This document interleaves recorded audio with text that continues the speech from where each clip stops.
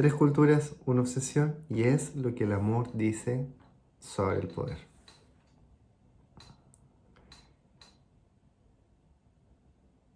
La diosa que todas las culturas necesitaron. Hay algo que tres culturas completamente diferentes hicieron, o quizás no son tan diferentes en realidad. Sin conocerse, sin hablar el mismo idioma, separadas por siglos y por mares. Tres crearon una diosa del amor, tres la hicieron poderosa y las tres le temieron. Los griegos le llamaron Afrodita, los romanos Venus y los árabes preislámicos la llamaron Al-Usa o Al-Usa. Lo diré Usa. Tres nombres, tres historias, tres maneras de entender el deseo, la belleza y el poder, pero debajo de la diferencia el mismo reconocimiento. Que el amor es una de las fuerzas más poderosas que existen. Que no obedece, que no se controla, que puede construir imperios y destruirlos. Y cualquier cultura que ignore eso, lo paga caro. Hoy vamos a mirar a las tres, no como reliquias del pasado, sino como espejos de lo que cada cultura creía sobre el amor, sobre lo femenino, sobre el deseo y sobre el poder. Y como espejo de lo que nosotros seguimos creyendo, aunque ya no usemos sus nombres. Afrodita, la diosa que nació del mar y que los dioses no podían controlar. La historia del nacimiento de Afrodita es una de las más extrañas de toda la mitología griega. Cronos, el titán que gobernaba el cosmos, castró a su padre Urano y arrojó sus restos al mar. De esa mezcla de sangre divina y agua del océano nació Afrodita, emergió de la espuma del mar, completamente formada, completamente adulta, y el mundo, según el mito, nunca volvió a ser igual. No nació de un padre y una madre, no tuvo infancia, ni fue criada por nadie. Nació del caos, de la violencia y del mar. Y eso, para los griegos, era exactamente lo que hacía el amor tan peligroso. No tiene origen ordenado, no tiene genealogía limpia. Emerge de donde no se espera y llega completamente formado. Afrodita tenía un poder que ningún otro dios tenía completamente, la capacidad de hacer que todos los dioses inmortales por igual se enamoraran. Zeus le temía, Ares la deseaba, Hefesto la reclamaba como esposa y ella a todos los manejaba a su manera. Pero Afrodita no era solo belleza y deseo, era también vengativa, caprichosa, implacable con quien la ofendía.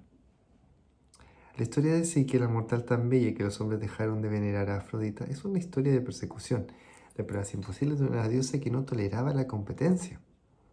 Los griegos no inventaron a Afrodita como un ideal romántico, la inventaron como una advertencia. El amor es bello y el amor es peligroso, y las dos cosas son inseparables. Lo que Afrodita dice sobre la psicología griega.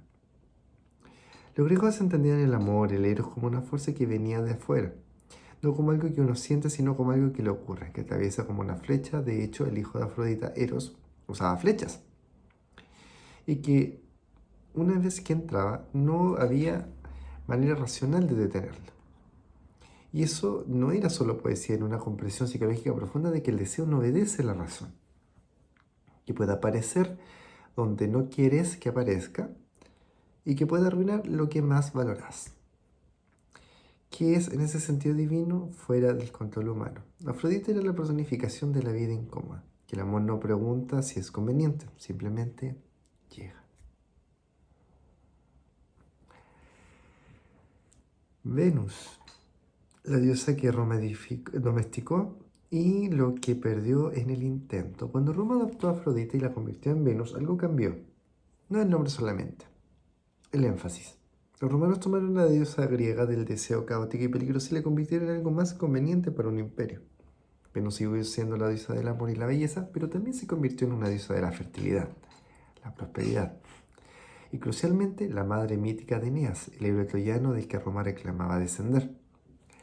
Julio César se proclamaba descendiente de Venus. Augusto construyó su templo en su honor en el Foro de Roma.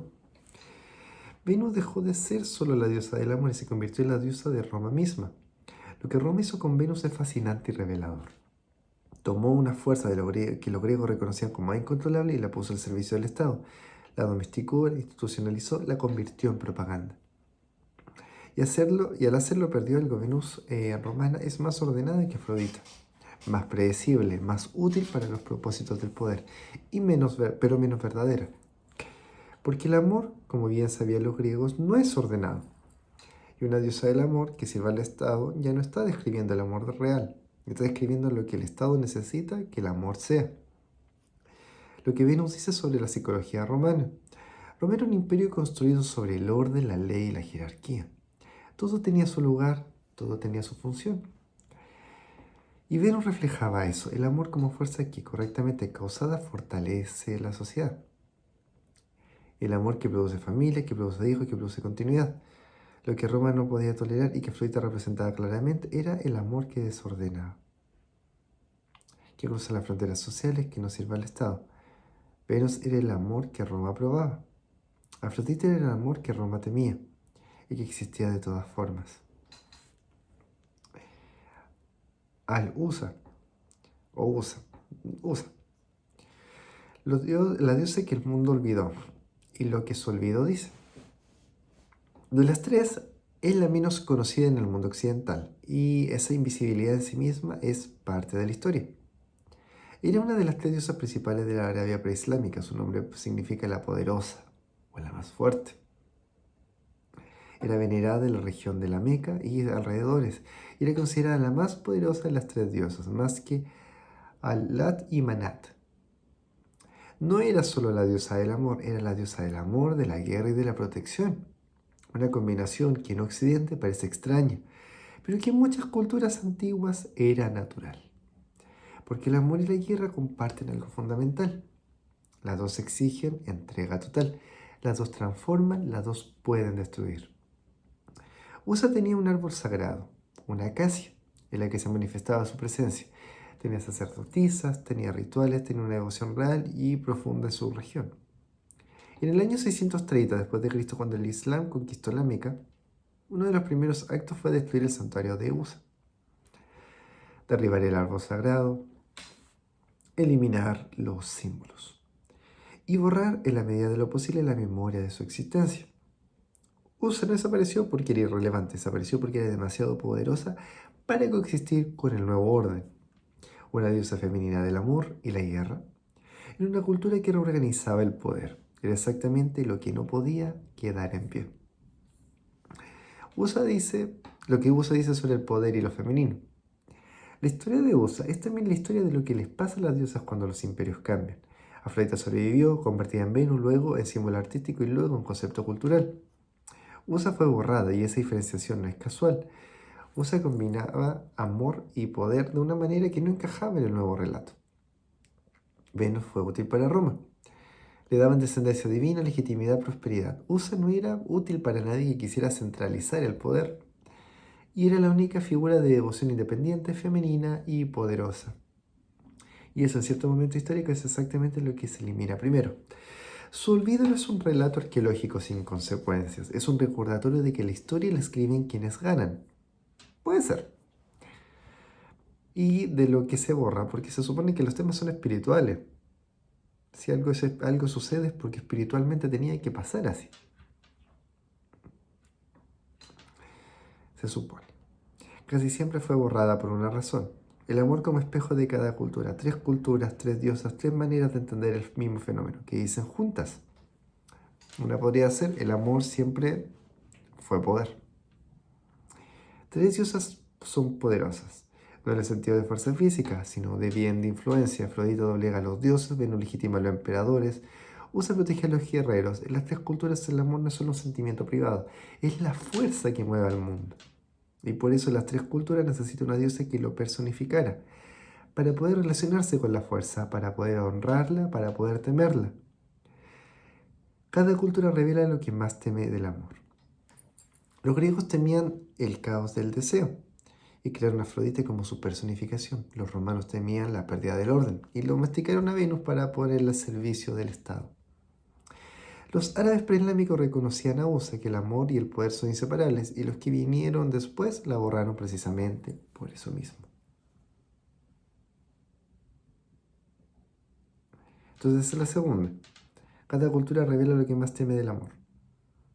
La primera, el amor siempre fue poder. La segunda, la cultura revela lo que más teme del amor. Y la tercera, lo que perdiste y lo que cambia. Las tres diosas desaparecieron como objetos de devoción religiosa, pero la fuerza que representan no desapareció.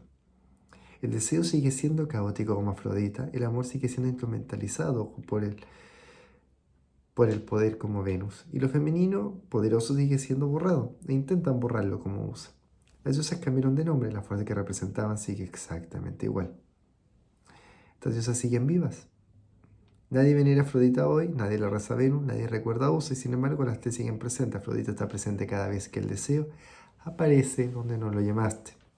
Cada vez que alguien se enamora de quien no debería, según la lógica, según la conveniencia, según todo lo que sabe racionalmente. El amor que llega del mar, sin aviso, sin pedir permiso. Venus está presente cada vez que el poder usa el amor para sus propósitos. En la publicidad que vende productos con cuerpo, en la política que usa la familia como símbolo, en cualquier momento donde el amor deja de ser una experiencia privada y se convierte en una herramienta de alguien más. Usa está presente o su ausencia lo está. Cada vez que una figura femenina poderosa, reducida, borrada, ignorada por un sistema que no sabe qué hacer con el poder que no controla, se usa esto. Los mitos no son historias antiguas, son patrones que las culturas descubrieron y que se repiten con otros nombres, otros contextos, con la misma lógica de fondo. El humano no es tan original en realidad.